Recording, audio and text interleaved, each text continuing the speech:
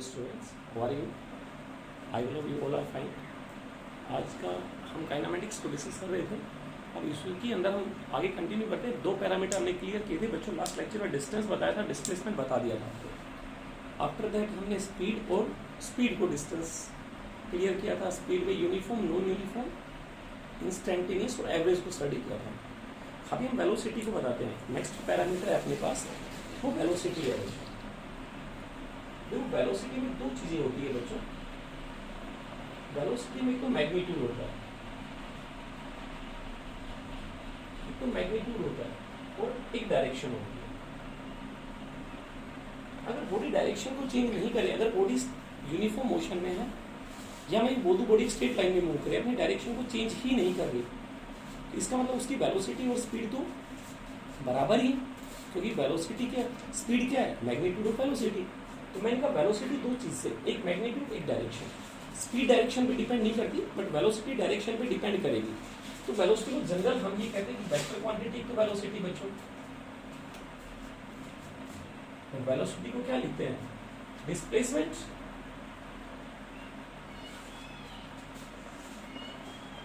Divided by बच्चों time. Average velocity है तो net displacement by net time लिखेंगे। यूनिफॉर्म वेलोसिटी का मतलब equal distance, equal interval of time.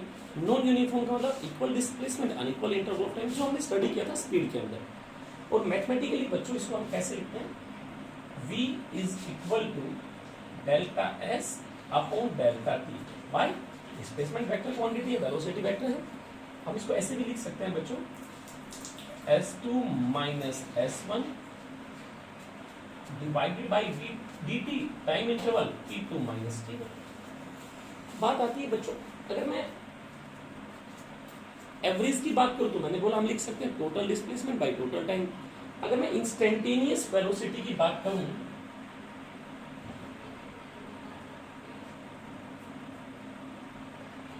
Instantaneous अगर मैं वेलोसिटी की बात करूं आप लोगों के सामने, तो मैंने बोला इंस्टेंटेनियस का मतलब जब टाइम इंटरवल बहुत ही स्मॉल हो, मतलब जहां पे इंस्टेंटेनियस वेलोसिटी लिखना है आपको,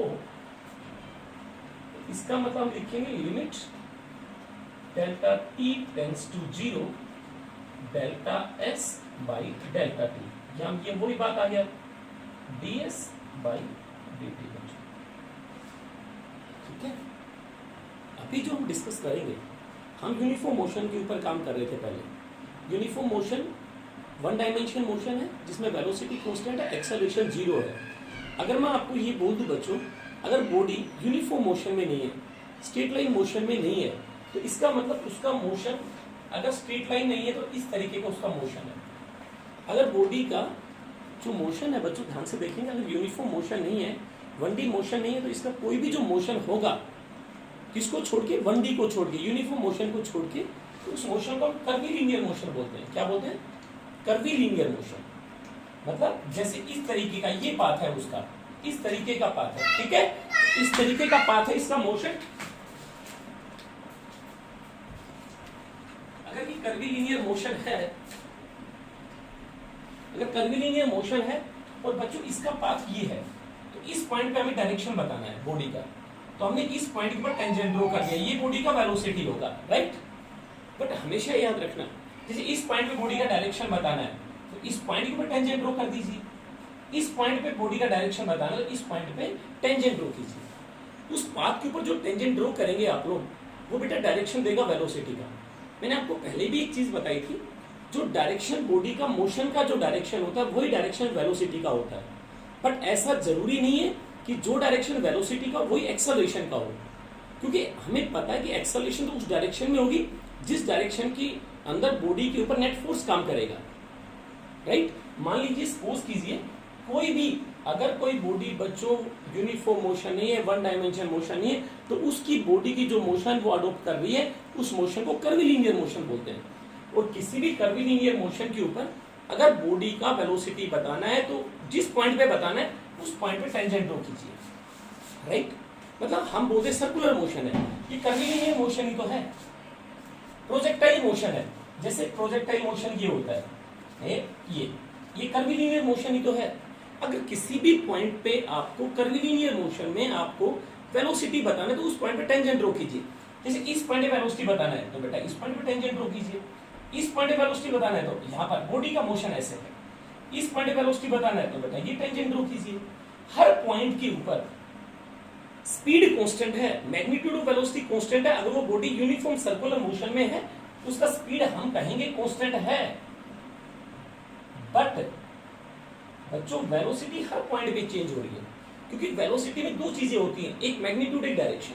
मैग्नीट्यूड चेंज नहीं होगा बट डायरेक्शन तो हर पॉइंट पे चेंज हो रहा है, राइट ना।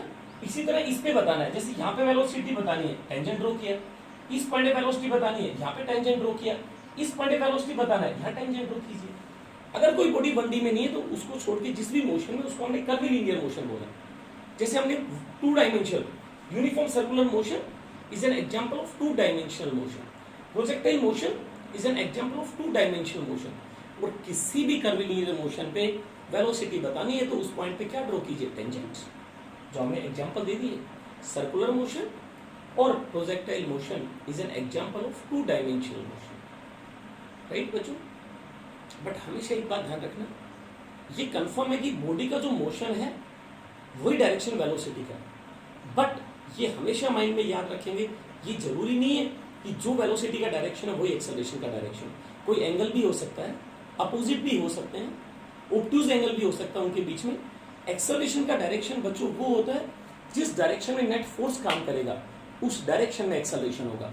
जैसे मैं आपको थोड़ा समझाता हूं, देखिए आप लोग,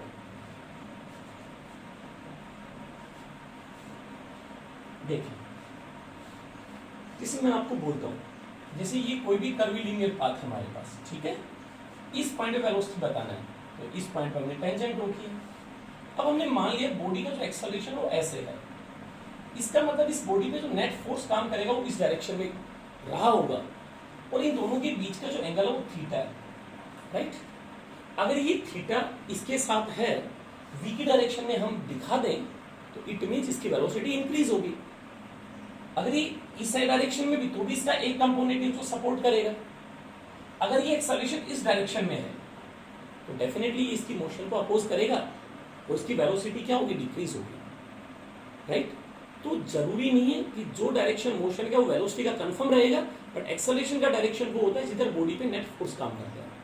मैंने क्या किया बच्चों, जब भी वेलोसिटी और एक्सेलरेशन के बीच का एंगल हो तो अगर ये एंगल बच्चों लेस देन 90 डिग्री है या एक्यूट एंगल है तो हमेशा याद रखना वेलोसिटी इंक्रीज होगा, हमेशा ध्यान रखना। और अगर ये एंगल बच्चों ग्रेटर देन 90 डिग्री है, मतलब वेलोसिटी से अपोजिट डायरेक्शन में है, तो बच्चों वेलोसिटी डिक्रीज होगा, राइट। तो एंगल निकालना है तो आप निकाल सकते हैं, दोनों वेक्टर क्वांटिटी हैं। तो बच्चों जैसे वो वेलोसिटी को दे देगा 5i cap plus 2j cap, वो एक्सेलरेशन को दे देगा 2i cap minus 4j cap. वो कहेगा बताओ भाई इसके अंदर वेलोसिटी बढ़ेगी या कम होगी, एंगल बताओ इनके बीच में क्या होता है। तो आपको पता तो है, दो इस और इसके बीच का हम डॉट निकाल लेंगे, v डॉट a क्या होगा आप देख लीजिए, v डॉट a 5 2 10 माइनस 5 4 2 4 8, मतलब पॉजिटिव आएगा ना। पॉजिटिव का मतलब क्या है, लेस देन 90, मतलब वेलोसिटी बढ़ेगी, राइट बच्चों, कंफर्म। अब दूसरी बात आती है, हमसे कोई पूछे भाई 2 डायमेंशनल मोशन के एग्जांपल आप दीजिए, तो मैंने 2 एग्जांपल बताए। एक तो बच्चों बोला यूनिफॉर्म सर्कुलर मोशन, बच्चों बहुत इंपॉर्टेंट है, जो भी बॉडी यूनिफॉर्म सर्कुलर मोशन में है तो डायरेक्शन हर पॉइंट पे मैंने बता दिया बच्चों चेंज होता है, वेलोसिटी चेंज होगी, मोमेंटम चेंज होगा, बट स्पीड चेंज नहीं होगा। बॉडी का काइनेटिक एनर्जी चेंज भी नहीं होगा, क्योंकि काइनेटिक एनर्जी वो 1/2 mv² होता है। और projectile motion is also an example of 2 dimensional motion. Clear. Next बच्चों में इस पे काम करते हैं। देखो आप लोग, अब हम कहते हैं मोशन पढ़ा रहे हैं, हमने डिस्टेंस बताया, स्पीड, वेलोसिटी, डिस्टेंस, डिस्प्लेसमेंट। अब मैं ये कहता हूँ मोशन के टाइप कितने होते हैं। हम मोशन को 2 तरीके से डिफाइन करते हैं बच्चों। देखो आप लोग, 2 वेज में मोशन को डिफाइन करेंगे। एक तो देखो हम बोलते हैं 1 डायमेंशनल मोशन, एक तो इस भी आप पे एक्सप्लेन करेंगे। 1 डायमेंशनल मोशन बेटा, एक होता है बेटा two dimensional motion, 2D motion,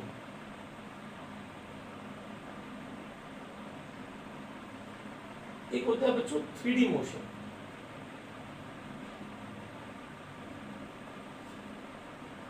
एक तो इस तरीके से डिफाइन करेंगे, on the behalf of Cartesian coordinates. जो फ्रेम ऑफ रेफरेंस है वो एक सिस्टम ऑफ कोऑर्डिनेट एक्सिस ही तो होता है, जहां पर हम बॉडी की क्या मोशन को डिफाइन करेंगे। मतलब फ्रेम ऑफ रेफरेंस वो जगह होती है, मैंने बताया, जहां हम दूसरी चीजों को क्या करेंगे, बैठ के ऑब्जर्व करेंगे। तो या तो हम ऐसे पढ़ेंगे 1D 2D 3D, या हम और भी तरीके से, एक मोशन ये भी होते हैं, हम इस चैप्टर में ये भी पढ़ेंगे ना। एक तो होता है यूनिफॉर्म मोशन, इस वे में भी डिफाइन करते हैं बच्चों। एक होता है यूनिफॉर्म मोशन, एक होता है यूनिफॉर्म एक्सेलरेटेड मोशन। क्या होता है? Uniform accelerated motion. और एक होता है बच्चों नॉन यूनिफॉर्म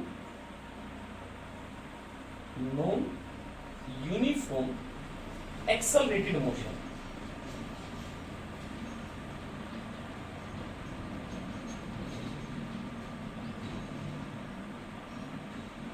तो जो सम मोशन ही है, हमें तो ये मोस्ट इंपोर्टेंट चीज ये है, क्वेश्चंस इन पे हैं काइनेमेटिक्स से।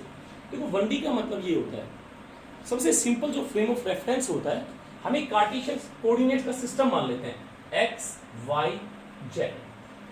अगर कोई बॉडी मोशन में है और इन 3 कोऑर्डिनेट में से सिर्फ एक कोऑर्डिनेट चेंज होता है, मतलब अगर मैं आपको बोल दूं बच्चों ये हमारे पास सिस्टम ऑफ कोऑर्डिनेट एक्सिस है, X, this one Y and this one Z. हम कोई बॉडी मोशन में है तो हम उसकी बॉडी को 1 डायमेंशनल मोशन कब कह सकते हैं? या तो टाइम के रेस्पेक्ट में, जैसे यहां पर ऑब्जर्वर है, या तो उस बॉडी का मोशन एक्स एक्सिस में है, या वाई में, और या जेड में। मतलब अगर ऑब्जर्वर ये देख रहा है कि बॉडी t0 पे यहां थी, तो 1 सेकंड पे बॉडी यहां हो गया, 2 पे यहां चला गया, 3 सेकंड पे यहां पहुंच गया।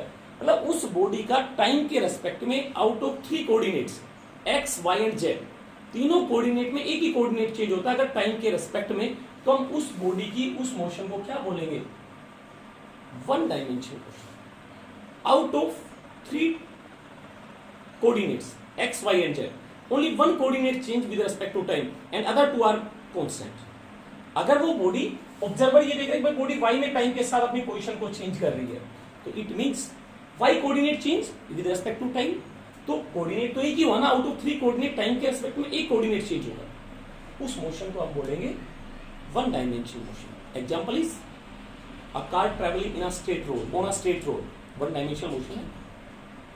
बॉडी एक स्ट्रेट लाइन में मूव करे, दैट इज 1D। अगर बॉडी एक प्लेन में मूव कर रही है, देखो 2 डायमेंशनल, जैसे हमारे पास बच्चों ये देखो, ये एक्स वाई प्लेन हो गया, ये वाला हमारे पास बच्चों एक्स जेड प्लेन हो गया, और ये प्लेन बच्चों कौन सा हो गया? वाई जेड प्लेन हो गया। अब किसी भी एक प्लेन में मूव करेगी बॉडी, या तो बॉडी एक्स वाई प्लेन में मूव करे, जैसे मैं बोल दूं बॉडी यहां पर है, तो इसकी यहां से ये वाला कोऑर्डिनेट एक्स हो गया और ये वाला कोऑर्डिनेट वाई हो गया, तो पी के कोऑर्डिनेट हो गए एक्स और वाई। ठीक है, आउट ऑफ 3 कोऑर्डिनेट्स अगर बॉडी के 2 कोऑर्डिनेट चेंज होंगे टाइम के रेस्पेक्ट में, तो हम बोलेंगे 2 डायमेंशनल मोशन। जैसे मैं बोल दूं एक इंसेक्ट है, वो मूव कर रहा है ऑन अ वॉल। अब वॉल कैसा? 2D है हमारा, तो एक साथ 2 कोऑर्डिनेट चेंज होंगे, राइट ना। एक इंसेक्ट है, वो क्रॉल कर रहा है, वो मूव कर रहा है ऑन अ फ्लोर, 2D है हमारा, तो अगर आउट ऑफ 3 कोऑर्डिनेट बच्चों 2 कोऑर्डिनेट चेंज होते हैं टाइम के रेस्पेक्ट में, तो उस बॉडी की उस मोशन को क्या कहा? 2D। मतलब बॉडी का मोशन अगर एक लाइन में है, एक स्ट्रेट लाइन में है, तो 1D। अगर बॉडी एक प्लेन में मूव कर रही है, अब प्लेन देखें आप लोग कौन कौन सा है? एक्स वाई प्लेन हो सकता है, वाई एक्स जेड भी हो सकता है, और जेड वाई भी हो सकता है। मतलब out of 3 coordinate 2 coordinate change होंगे। अगर वो वाई जेड प्लेन में मूव करता है तो टाइम के रेस्पेक्ट में वाई और जेड चेंज होगा, एक्स जेड में है तो एक्स और जेड चेंज होगा, वाई कांस्टेंट रहेगा। आउट ऑफ 3 कोऑर्डिनेट्स अगर 2 कोऑर्डिनेट चेंज, मतलब body move on a plane 3D space, जैसे काइट को आप फ्लाई कर रहे हैं तो उसके तीनों कोऑर्डिनेट चेंज हो रहे हैं। एक एरोप्लेन है, मूव कर रहा है, तीनों कोऑर्डिनेट चेंज हो। एक इंसेक्ट रोल कर रहा है स्पेस में, तो उसका क्या है? Out of 3 coordinate, all the 3 coordinate X Y and Z change with respect to time, उनको बोलते हैं बच्चों 3 dimensional motion. Straight line 1D, plane 2D, space 3D, right. अब बच्चों जो हमें बताना है वो बताना यूनिफॉर्म मोशन। आप बता चुके, हम डिस्कस कर चुके, one dimension motion in example of uniform motion. और जब तक बॉडी अपनी डायरेक्शन को चेंज नहीं करेगी, मैंने आपको बोला था वेलोसिटी है, एक्सेलरेशन है, हम इनको डिस्प्लेसमेंट है, हम इनको एज अ स्केलर ट्रीट कर सकते हैं। अगर बॉडी यूनिफॉर्म मोशन में वो डायरेक्शन को चेंज नहीं करता है तो हम इन तीनों को एज अ वेक्टर नहीं एज अ स्केलर ट्रीट कर सकते हैं। बट बशर्ते कि एक चीज आप माइंड में रखेंगे, अगर बॉडी का मोशन इधर है तो ये सारी क्वांटिटीज पॉजिटिव मान ले, अगर बॉडी का मोशन इधर है तो इन सभी क्वांटिटीज को नेगेटिव मान ले। अगर बॉडी का मोशन वर्टिकली अपवर्ड है तो हम इधर पॉजिटिव मान लेंगे, इधर है तो हम उसको नेगेटिव मान लेंगे। राइट बच्चों, अब जो काम करना है यूनिफॉर्म मोशन तो हमने बता दिया था आपको, ठीक है। अब आता है यूनिफॉर्म एक्सेलरेटेड मोशन। बच्चों जहां पर एक्सेलरेशन कांस्टेंट रहेगा, वेलोसिटी टाइम के साथ चेंज होगा बट एक्सेलरेशन यूनिफॉर्म रहेगा। जहां भी आप याद रखेंगे, जब भी बॉडी का मोशन यूनिफॉर्म एक्सेलरेटेड मोशन है मतलब एक्सेलरेशन कांस्टेंट है। एक्सेलरेशन, ध्यान से देखें, जहां भी यूनिफॉर्म एक्सेलरेटेड मोशन है आप इन इक्वेशंस को डायरेक्टली अप्लाई कर सकते हैं। कौन कौन सी इक्वेशंस को? v is equal to u plus a t. Right बच्चों, वेक्टर है हमारे पास, वेक्टर फॉर्म है। कहां? जहां एक्सेलरेशन कांस्टेंट है, जहां मोशन यूनिफॉर्म एक्सेलरेटेड मोशन है।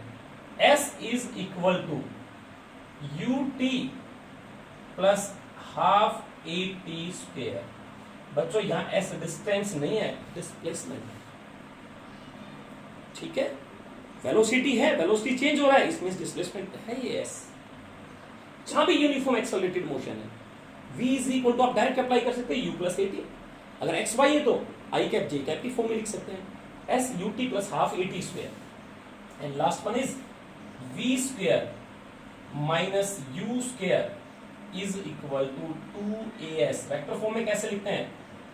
v dot v u dot u is equal to a dot s। आप डायरेक्ट अप्लाई करेंगे जहां भी यूनिफॉर्म एक्सेलरेटेड मोशन है। जब भी कोई न्यूमेरिकल्स में a गिवन है तो आप इन इक्वेशंस की हेल्प से सोल्व करेंगे। अगर बच्चों मेन जो चीज है और यूनिफॉर्म मोशन है तो आप सिंपल मैग्नीट्यूड की फॉर्म में v equal u plus at लगाएंगे, not vector. s equal ut plus half at square use करेंगे और v square minus u square equal 2as। But uniform acceleration word आगे आप डायरेक्ट अप्लाई करेंगे vector form equations. अब आता है बच्चों नॉन यूनिफॉर्म, मतलब जहां पर एक्सेलरेशन टाइम के साथ चेंज हो रहा है, कांस्टेंट नहीं है आपका, वहां पर हम इन इक्वेशन से बात नहीं बनेगी, वहां पर हमें डिफरेंशियल इक्वेशंस लगानी होगी। डिफरेंशियल इक्वेशन का मतलब, मेरा मीनिंग क्या है, यहाँ पर हम उनको इक्वेशंस को सोल्व करेंगे इस तरीके से नहीं कर पाएंगे। जहां पर ए टाइम के साथ चेंज होगा हम वहां पर इन तरीके से सोल्व नहीं कर पाएंगे। जहां भी नॉन यूनिफॉर्म एक्सेलरेशन है, या तो बच्चों इंटीग्रेशन यूज होगा या डिफरेंशिएशन यूज होगा। कहां? जहां नॉन यूनिफॉर्म एक्सेलरेशन है, या तो आप इंटीग्रेशन को यूज करेंगे या डिफरेंशिएशन को यूज करेंगे। और जो इक्वेशंस आप यूज करेंगे वो मैं आपको अभी बोर्ड पे बताऊंगा। दो चीजें, 1D 2D 3D के लिए लाइन में मूव करे 1D, प्लेन में मूव करे 2D, स्पेस में मूव करे 3D। यूनिफॉर्म मोशन का मतलब one dimension motion, acceleration 0, velocity constant. Uniform acceleration means एक कांस्टेंट वेलोसिटी टाइम के साथ चेंज हो रहा है। ग्राफ से समझाएंगे आपको ये चीज। नॉन यूनिफॉर्म एक्सेलरेशन टाइम के साथ चेंज हो रहा है, वहां पर हम सोल्व करने के लिए न्यूमेरिकल्स के लिए हम डिफरेंशिएशन और इंटीग्रेशन को यूज करेंगे। देखो मैं आपको दो चीजें बताऊंगा, आप ध्यान से बोर्ड पे देखेंगे।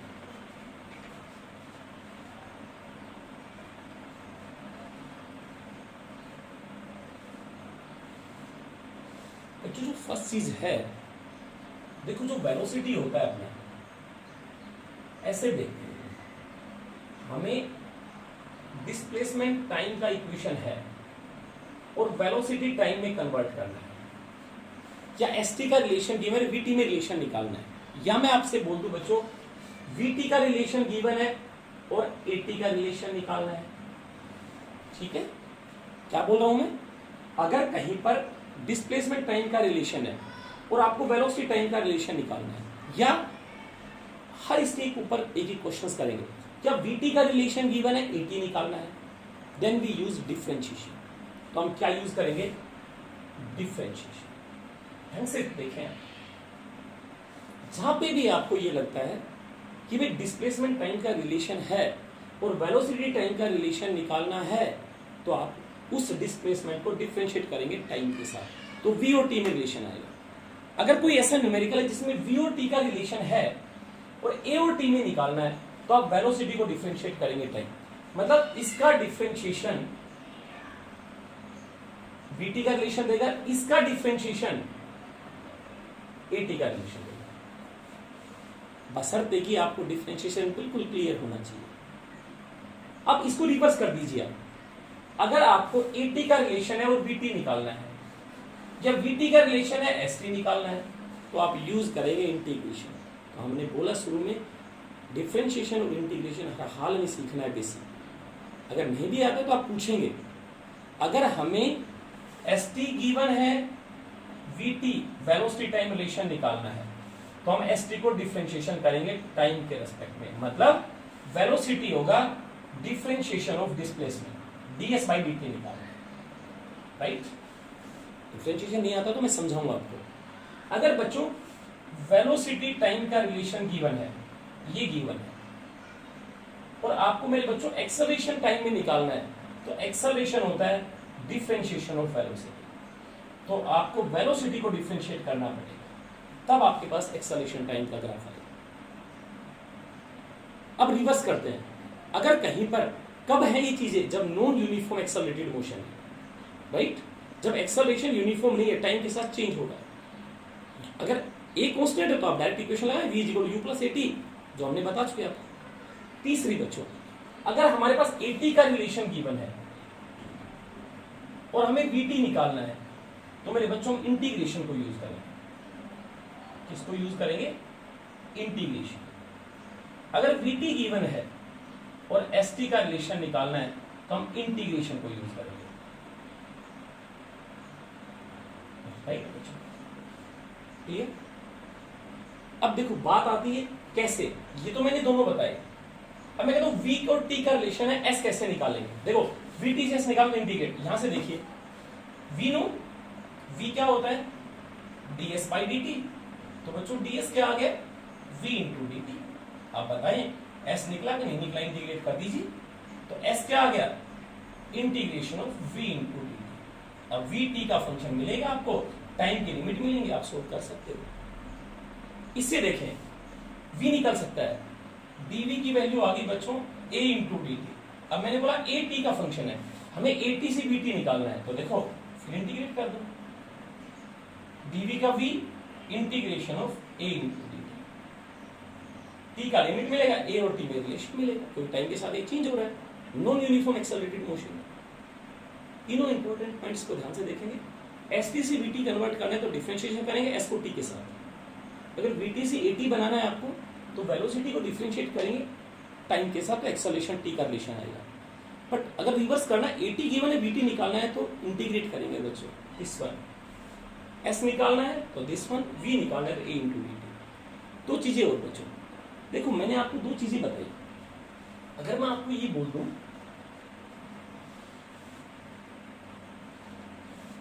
मैं ये कहता हूं कि वेलोसिटी जो है वो ये है बच्चों, ds by dt। अगर x में बॉडी मूव करेगी तो हम उसको dx by dt भी लिख सकते हैं, ठीक है, राइट। और एक्सेलरेशन को मैंने बोला बच्चों कैसे लिखते हैं, dv by dt। एक्सेलरेशन का एक और भी हम देखो चेंज कर सकते हैं बच्चों, चाहिए क्या हम ऐसे लिख सकते हैं, d by dt। बेटा वेलोसिटी की वैल्यू क्या होता है, dx by dt होता है, तो आपके पास ये फॉर्म भी हो सकता है, dx by dt। अगर हम डिस्प्लेसमेंट को दो बार टाइम के साथ डिफरेंशिएट करें तो हमें एक्सेलरेशन मिलेगा।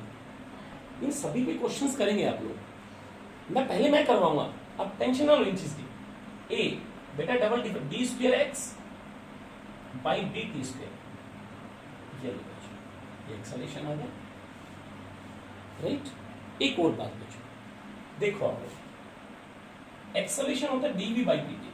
कई बार ना v और t में रिलेशन नहीं देता, v और s में रिलेशन दे देता है, तो आप कैसे निकालेंगे, इस इक्वेशन को ds या dx जो भी आप करें, ds से मल्टीप्लाई किया, ds से डिवाइड कर दिया, ds बाई dt v बन गया अपना। सबसे इंपॉर्टेंट रिलेशन है बच्चों, acceleration also can be written as v dv by ds। अगर कभी v और s में रिलेशन गिवन है मेरे बच्चों, तो आप वेलोसिटी को s के साथ डिफरेंशिएट करेंगे और v से मल्टीप्लाई करेंगे तो भी एक्सेलरेशन ही देगा।